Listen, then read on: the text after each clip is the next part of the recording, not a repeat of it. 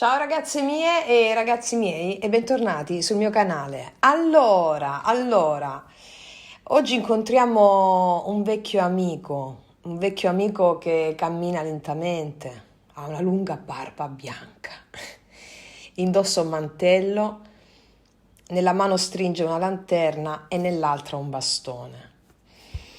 Ecco, ogni volta che guardo questa immagine ho sempre la sensazione che non sta cercando una strada, perché la strada la conosce già. E più passano gli anni, più mi accorgo che questa credo che sia una delle carte che amo di più. Perché per tanto tempo ho creduto che parlasse di solitudine, no? Di silenzio, introspezione. Poi ho iniziato a viverla, ho iniziato a contemplarla. Ho iniziato a lasciarmi attraversare da lei e ho capito che l'eremita mica si allontana dal mondo, no, si avvicina sempre di più alla propria anima, a casa. Allora, oggi prima di iniziare il nostro viaggio voglio condividere con tutti voi una frase che mi ha accompagnata da tanto tempo. È una frase della mia maestra, Selene Calloni Williams.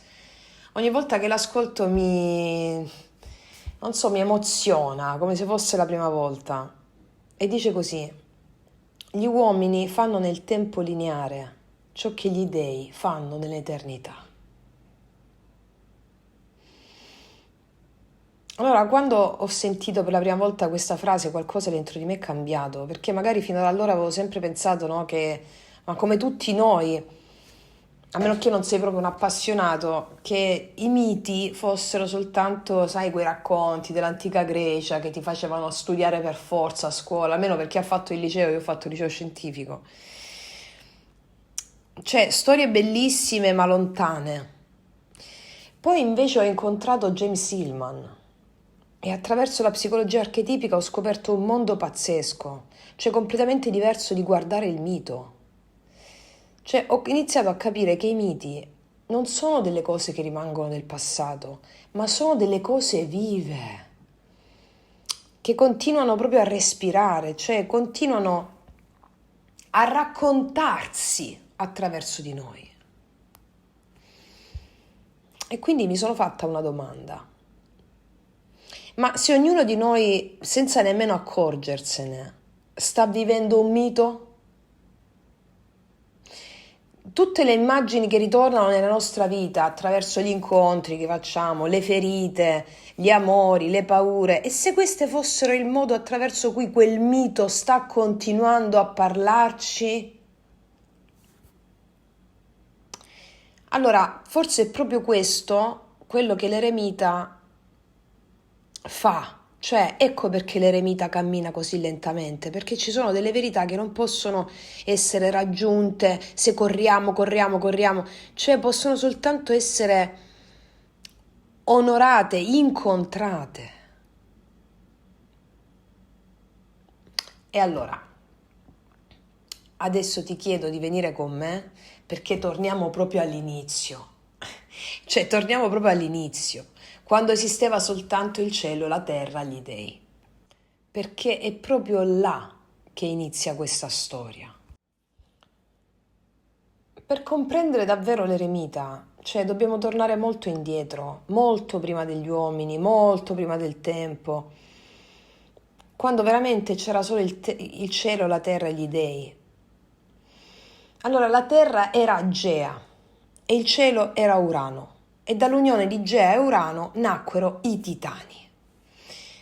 Tra loro però ce n'era uno destinato a cambiare il destino del mondo e il suo nome era Cronos.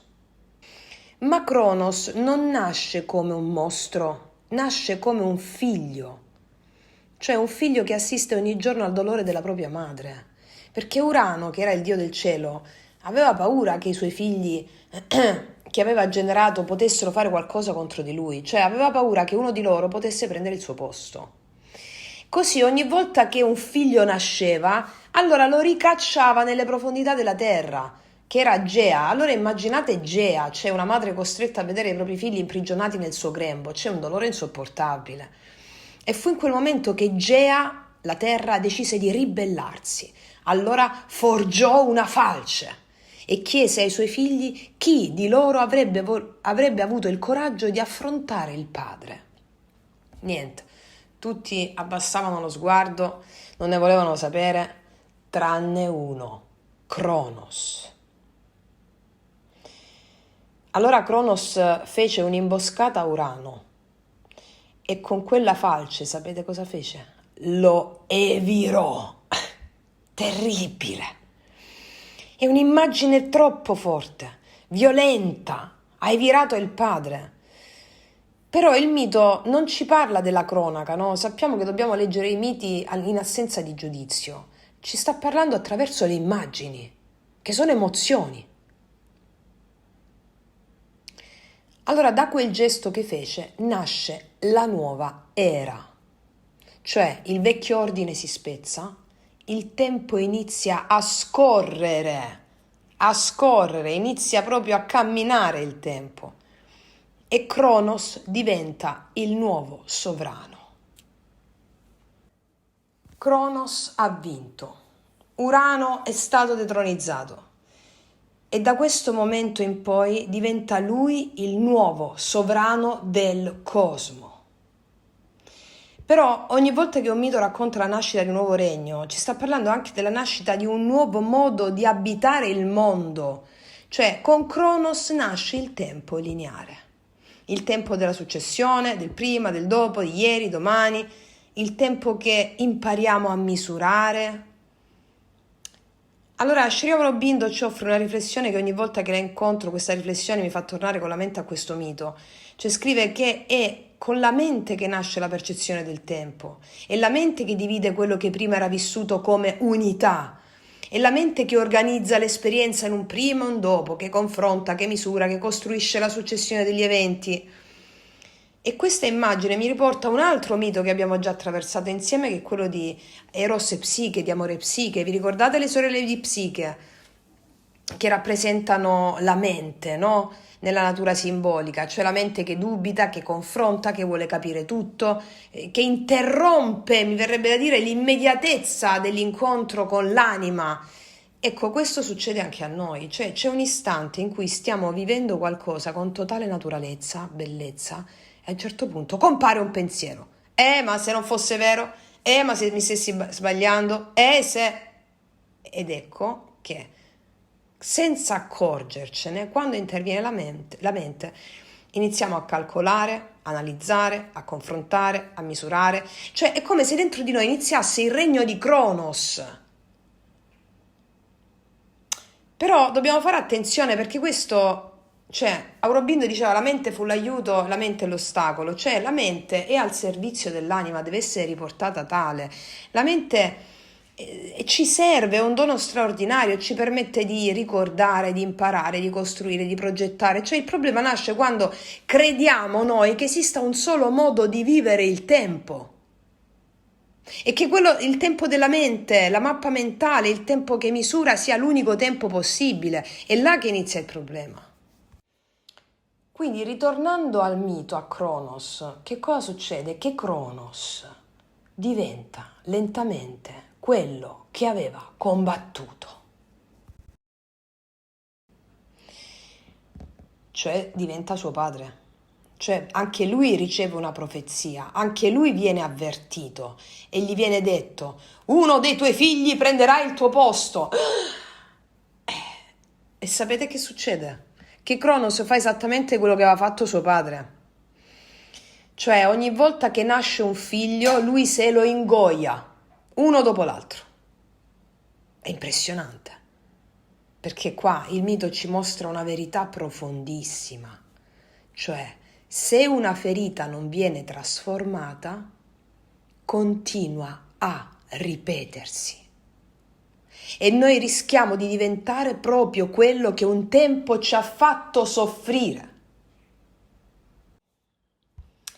Ma la storia non finisce qui perché Rea, la moglie di Cronos, che stava impazzendo, cioè non può più sopportare quella sofferenza di vedere ingoiati i suoi figli.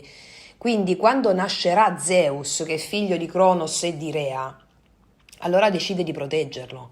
Cioè avvolge una pietra in un panno e la dà a Cronos e Cronos, senza accorgersi di nulla, la ingoia, come se fosse Zeus, no? Però Zeus invece viene nascosto. E che succede? Che Zeus cresce lontano dal padre, finché un giorno ritorna e costringe Cronos a liberare tutti i figli che aveva divorato. Ed è così che nasce un nuovo ordine. Ed è qui che la nostra storia incontra quella dell'eremita. Perché l'eremita non combatte Cronos, non combatte contro il tempo, cammina dentro il tempo, lo osserva e lo illumina e ci insegna che esiste un modo diverso di abitare il proprio passato, di sentire il proprio passato, non esserne divorati, ma imparare ad attraversarlo. Sapete qual è la cosa che mi colpisce più di questo mito? Che Cronos non è soltanto un dio, cioè Cronos è un modo di vivere il tempo, cioè come lo vivi questo tempo? Ecco, Cronos è un modo di vivere il tempo. E ci sono momenti della nostra vita in cui anche noi viviamo dentro Cronos. Quando sentiamo il tempo che corre, il tempo che invecchia, il tempo che ci fa dire no, è troppo tardi, non posso. E il tempo, quella parte che ci fa dire ho perso l'occasione. Ma se avessi fatto una scelta diversa. Se fossi più giovane. Cioè, quante volte ci capita questa stessa domanda? O il filo conduttore di questa domanda? E più resistiamo a quella domanda lì, più rimaniamo prigionieri di quel tempo. Più il passato continua a divorarci, proprio come Cronos divorava i suoi figli. Ma i greci avevano intuito una cosa straordinaria, che esiste un altro tempo. Esiste un tempo che non si misura con l'orologio, con i calendari, un tempo che non può essere programmato. Ecco, quel tempo si chiama Kairos. Kairos è l'attimo giusto. Kairos è quell'istante in cui qualche cosa si apre. Kairos è l'istante in cui la vita ti viene incontro, cioè l'istante in cui senti che se fai un passo tutto può cambiare.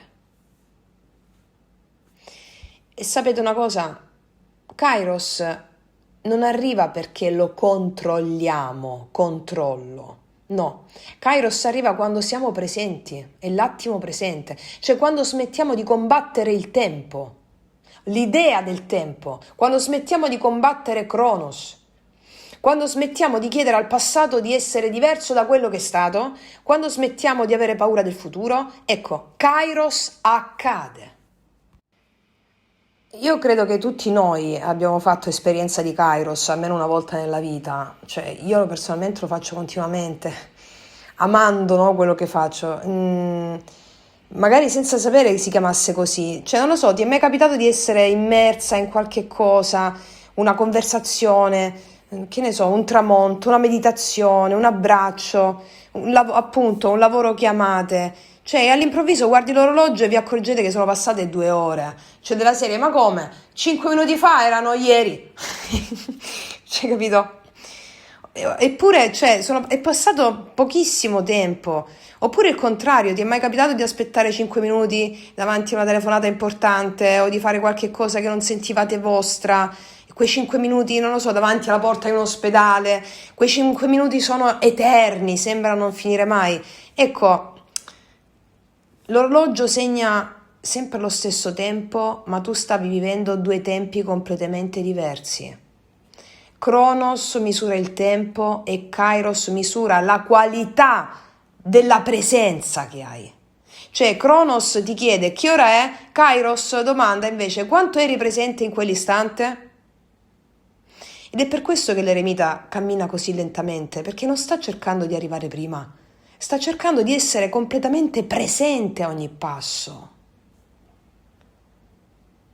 Cioè, Cronos misura il tempo, Kairos misura la qualità della tua presenza. Ecco, e credo che, secondo me, entra proprio qua in scena l'eremita, perché l'eremita non corre, non ha fretta, non rincorre il tempo, cammina un passo dopo l'altro. Ed ecco perché, proprio perché cammina così, vede quello che gli altri non vedono. E credo che sia proprio questo il suo insegnamento, cioè non avere fretta di capire, non avere fretta di diventare, non avere fretta di, tra virgolette, guarire. Perché tantissime trasformazioni hanno bisogno del silenzio, hanno bisogno di tempo, ma soprattutto hanno bisogno di presenza. E c'è un dettaglio dell'eremita che ogni volta mi emoziona molto, quel bastone che stringe nella mano. Allora, ogni volta che lo guardo mi viene in mente ad Asclepio, che abbiamo già incontrato nel viaggio del Papa, vi ricordate? Non perché sia tanto lo stesso bastone, ma perché dentro di me richiamano la stessa direzione, cioè Asclepio ci aveva insegnato che la guarigione è un cammino. È come se l'eremita sembra ricordarci che quel cammino continua, cioè il suo bastone non cancella il passato, lo sostiene. E credo che la vera guarigione non consiste nel dimenticare quello che abbiamo vissuto, ma consiste nel camminare accanto al nostro passato finché smette di essere un peso e diventa un maestro. Ed è proprio da qui che nasce la tarologia co-creativa. Ecco, a questo punto potremmo pensare che il mito di Cronos appartenga solo all'antica Grecia, che sia una cosa lontana, che non ci riguarda. No, no, no, no, no. È più vicino a noi di quanto immaginiamo, eh. Perché Cronos vive ogni volta che continuiamo a essere divorati dal passato. Cioè, ogni volta che diciamo, se mia madre fosse stata diversa, se mio padre mi avesse amato, se mio padre non se ne fosse andato, se quella relazione non fosse finita, oppure se non avessi fatto quell'errore, cioè il passato continua a vivere, continua a parlarci, continua a cercarci, ma non perché ci voglia punire, ma perché vuole soltanto essere finalmente visto, non fuggito. Allora James Hillman ci ricorda che l'anima pensa per immagini, non capisce i concetti, non pensa per concetti, per immagini, e questo ve lo dico sempre.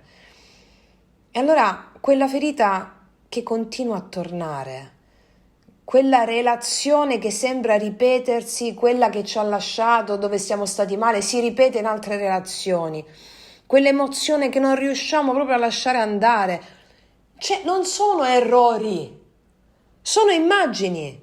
Sono immagini che la nostra anima continua a portarci davanti agli occhi. Allora c'è una formula psichica potentissima che io ho imparato grazie allo yoga sciamanico, la mia maestra Selene, che è questa. Ti riconosco come in me dimorante. Cioè, la prima volta che l'ho ascoltata, cioè, mi sembrava impossibile. Come posso riconoscere in me dimorante quella cosa che mi ha fatto male? Però poco alla volta non è che l'ho compresa, è esplosa dentro di me. Perché ogni volta che rifiutiamo un'immagine, quell'immagine continua a cercarti. Ogni volta che diciamo il problema è sempre fuori di me, quell'immagine torna, magari con un altro volto, con un'altra situazione, con un'altra storia, ma continua a bussare sempre alla stessa porta. Ed è qui che secondo me nasce la differenza sostanziale tra la vittima e il mago, cioè la vittima cerca il colpevole fuori, il mago cerca l'immagine dentro, cioè la vittima dice perché mi è successo questo? Il mago invece domanda che cosa vuole mostrarmi questa immagine? Cioè, vedete? Io credo profondamente che la tarologia serva a riconoscere le immagini che il destino ci sta mettendo davanti, perché il destino non è qualcosa da combattere, è qualcosa con cui imparare a cooperare, a realizzare quello che l'anima vuole fare emergere, che è qualcosa di enorme. E quando smettiamo di combattere le immagini, finalmente quelle immagini iniziano a dialogare con noi e lo state sperimentando in tutti i rituali che facciamo, con le porte. State iniziando a co-creare veramente il vostro capolavoro di vita. Cioè, quando le riconosco in me dimoranti, allora passo dall'archetipo della vittima al mago, inizio a cambiare le cose, cambio gli effetti del mio destino. Finché siamo vittime, nulla potrà mai cambiare.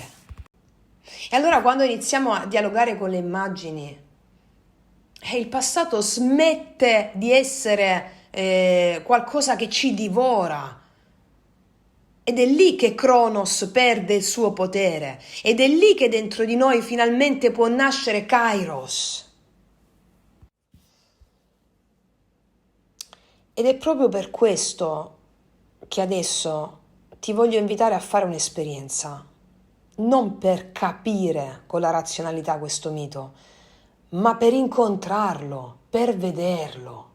Ilma diceva che ognuno di noi mette sulla scena della vita un mito e si riscatta, cioè si libera quando vede, incontra il mito che sta mettendo sulla scena della vita vivendo. Cioè il destino continua il suo cammino, ma il modo in cui noi lo attraversiamo può veramente trasformare profondamente la nostra vita. Allora, c'è una cosa che negli anni mi ha sempre colpita profondamente, che tradizioni lontanissime tra di loro che portano sempre nella stessa direzione, cioè dicono tutti la stessa cosa, lo dicono con parole diverse, con immagini diverse, ma c'è uno stesso movimento dell'anima sempre. Ad esempio, negli insegnamenti di Naropa troviamo quello che viene chiamato, no, il ritiro del reale. Invece Hillman nella psicologia archetipica parla invece del ritiro delle proiezioni. Credo che Naropa sia il riassorbimento del reale e Hillman il ritiro delle proiezioni. Cioè sono due linguaggi differenti, due tradizioni differenti, eppure indicano sempre lo stesso gesto, questo ritiro, questo riassorbimento, perché entrambi è come se ci invitassero a smettere di lasciare che la nostra anima si disperda nel mondo e ci invitano a ritirare quello che abbiamo continuamente proiettato fuori di noi. Cioè non perché il mondo non esista, non perché le persone in sé non esistano, esiste solo la relazione che abbiamo con il mondo esterno, con le persone, che è una relazione che abbiamo con noi stessi. Cioè ogni immagine che continua a emozionarci, ogni immagine che continua a ferirci, ad attrarci, a ritornare nella nostra vita, cioè sta chiedendo di essere riconosciuta dentro di noi. Quando ci innamoriamo di qualcosa fuori, quando un evento ci accade, quando sono immagini che chiedono di essere riconosciute dentro di noi. È proprio questo quello che fa l'eremita, cioè non combatte le immagini, non le giudica, non cerca di controllarle, di eliminarle, le illumina. E quando un'immagine viene illuminata, finalmente la vedi, può essere finalmente accolta, non continua a sbraitare, a divorarti. Ed è per questo che adesso ti accompagnerò a fare una pratica bellissima con la potente formula psichica ti riconosco come in me dimorante. È una frase che cambia completamente lo sguardo, perché smettiamo di domandarci come faccio a liberarmi di questa immagine e invece iniziamo a domandarci ma come posso entrare in relazione con questa immagine? Ed è soltanto dopo questo riconoscimento che possiamo poi compiere l'ultimo gesto, cioè aprire le braccia, guardare quella presenza e dire ecco ciò che io sono, ecco ciò che io sono. Perché tu sei le tue immagini. Questo significa riassorbimento del reale, ritiro delle proiezioni. Ecco ciò che io sono. Come un ritorno a casa, il ritorno di una parte della nostra anima che magari per troppo tempo aveva cercato risposte fuori, casa soltanto fuori. Ed è proprio da qui che adesso ti voglio accompagnare nel rito dell'eremita, nel sigillo dell'eremita. Allora ti chiedo di metterti in una posizione meditativa, o seduta a gambe incrociate, o posizione del loto, o mezzo loto, oppure seduta o seduto sulla sedia, posizione del faraone. L'importante è che la schiena stia ben dritta. Se hai già la tua cappa magica, ti chiedo di indossarla, se non ce l'hai ancora non fa niente. La cappa magica rappresenta l'abbraccio del tuo sposo celeste, sposa celeste, amante mistico.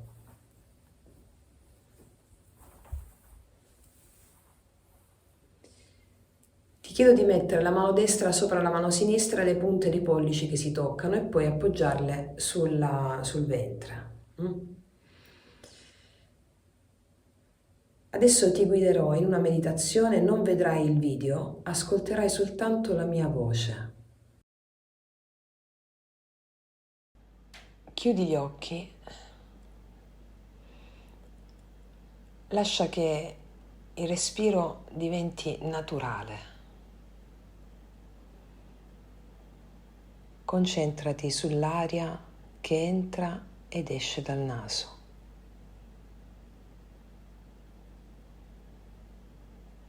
Se un pensiero arriva, riporta l'attenzione al respiro.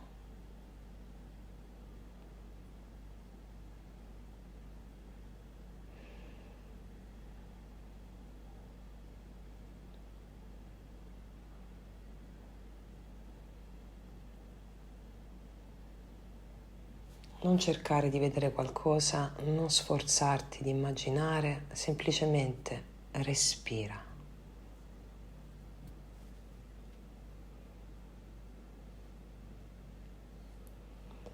Adesso davanti a te compare un sentiero. È un sentiero antico, silenzioso. Forse già l'hai percorso molte volte quel sentiero, magari non te lo ricordi. Comincia a camminare, un passo alla volta, senza fretta.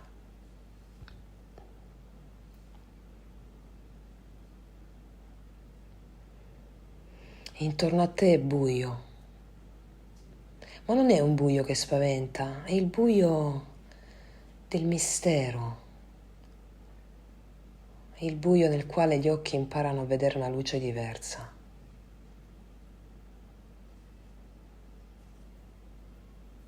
Continua a camminare. Finché in lontananza compare una piccola luce, sempre più vicina, sempre più luminosa. Adesso lo vedi.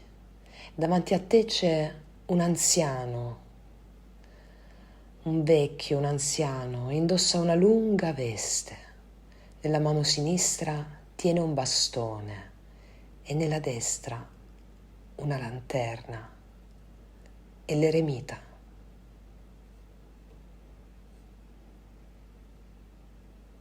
Non dice nulla, ti guarda come se ti conoscesse da sempre, come se stesse aspettando proprio te.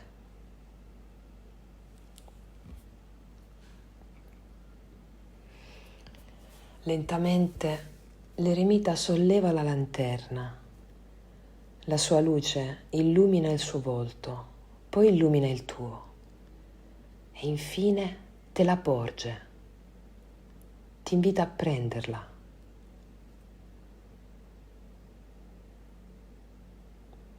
Questo è un momento sacro, perché l'eremita è il primo arcano di questo viaggio che non si limita a mostrarti un simbolo. Ti consegna qualcosa, ti affida la sua lanterna. E quando un archetipo affida un dono, sta avvenendo un'iniziazione.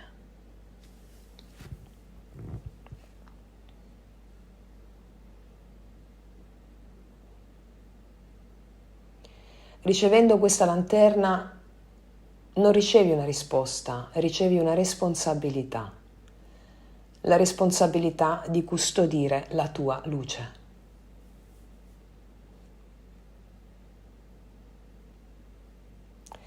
Adesso prendi la lanterna tra le mani, senti nel peso, senti nel calore, senti nella luce.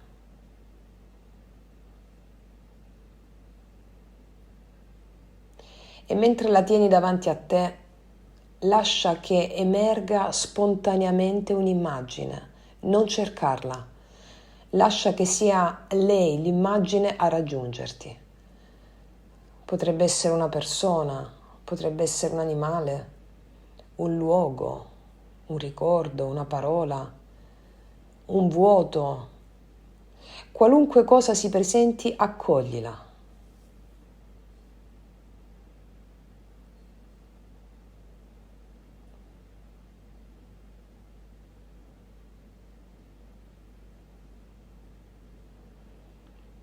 Non interpretarla, non cambiarla, guardala soltanto.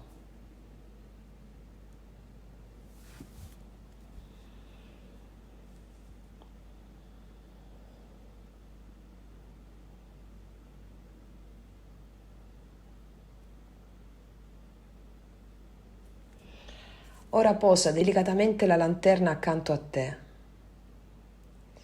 Poi porta entrambe le mani sul tuo cuore, la destra sopra la sinistra.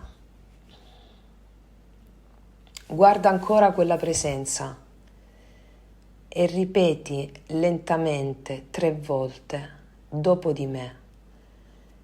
Ti riconosco come in me dimorante.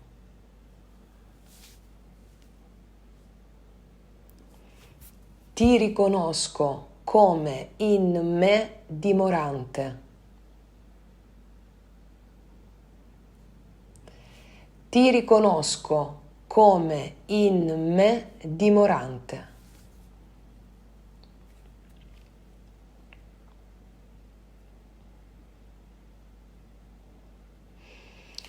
Adesso apri lentamente le braccia, apri le braccia come se stessi facendo spazio a quella presenza e ripeti 3 volte dopo di me: ecco ciò che io sono. Ecco ciò che io sono. Ecco ciò che io sono.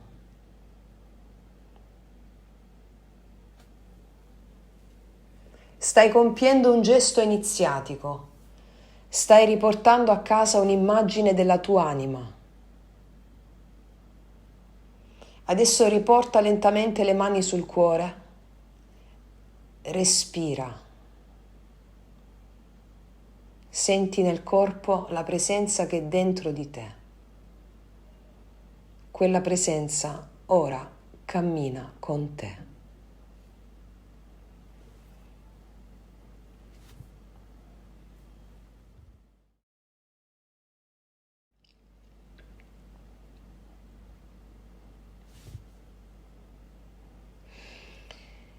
Ora, prima di lasciare questo luogo,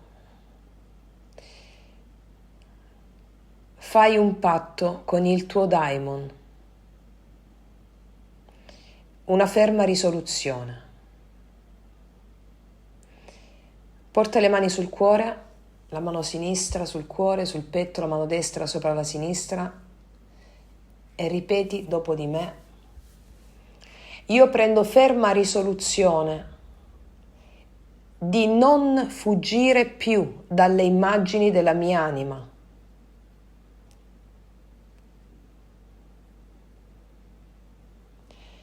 Io prendo ferma risoluzione di illuminare le immagini della mia anima.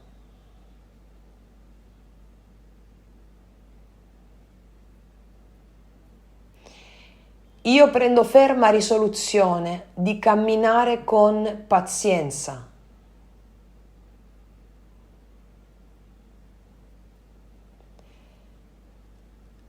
Io prendo ferma risoluzione di riconoscere come in me dimorante tutto ciò che la vita mi mostra.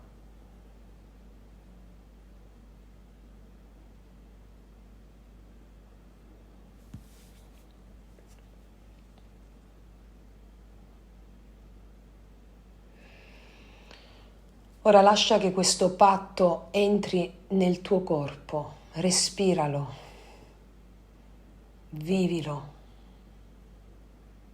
sentilo in ogni cellula del tuo corpo.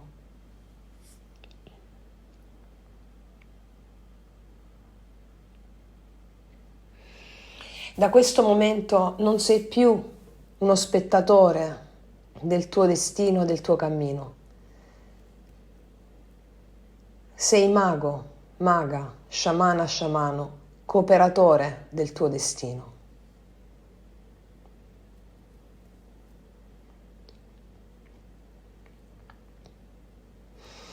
Adesso porta lentamente la mano sinistra sul cuore, distendi la mano destra davanti a te, con il palmo destro rivolto verso il cielo. Le dita sono morbide, leggermente raccolte, come se stessi sostenendo nella tua mano destra qualcosa di molto prezioso. Immagina che sul palmo della tua mano adesso ci sia ancora la lanterna dell'eremita.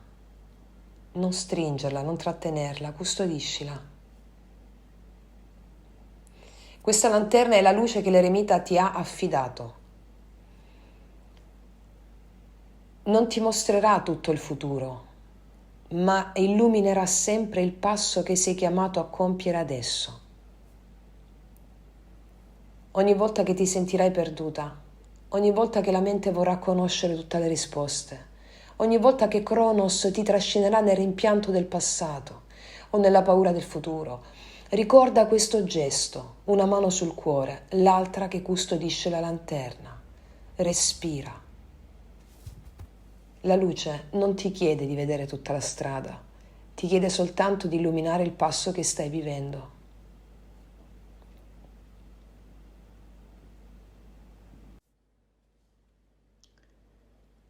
Ora guarda ancora una volta l'eremita.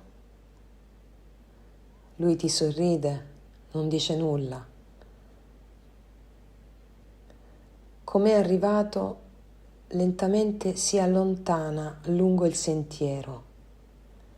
La sua figura diventa sempre più piccola finché scompare nel silenzio. È in quel momento che comprendi una cosa importantissima. L'eremita non ti ha lasciato una risposta, ti ha lasciato una luce. Porta adesso quella luce con te. Inizia lentamente a percorrere il sentiero del ritorno. A ogni passo senti il tuo respiro, senti il peso del tuo corpo.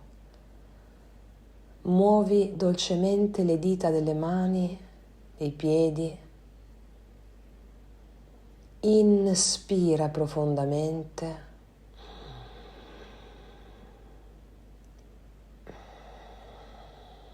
Ed espirando torna lentamente nel qui ed ora.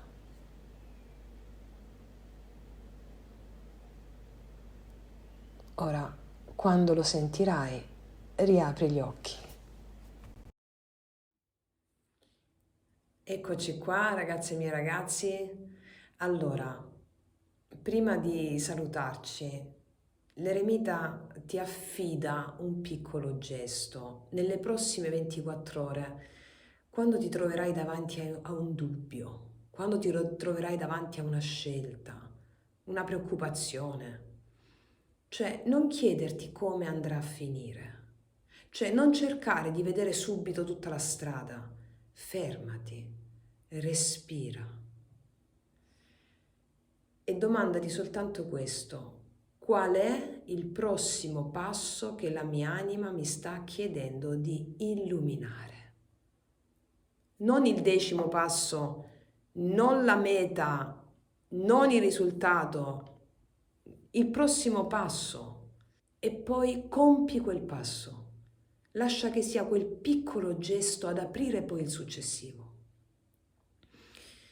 Ricordati, sono potente perché sono paziente. E anche questa una grande formula psichica che riguarda l'eremita. Sono potente perché sono paziente. E adesso prima di lasciarci, porta ancora una volta la mano sul cuore, mano sinistra sul cuore, mano destra sopra la mano sinistra. Respira e ripeti dopo di me. Io non ho bisogno di vedere tutta la strada. La luce del mio daimon illumina il passo che sono chiamata a compiere. Respira ancora una volta e lascia che queste parole dimorino fortemente in te. Sono potente perché sono paziente. La luce del mio daimon illumina il passo che sono chiamata a compiere.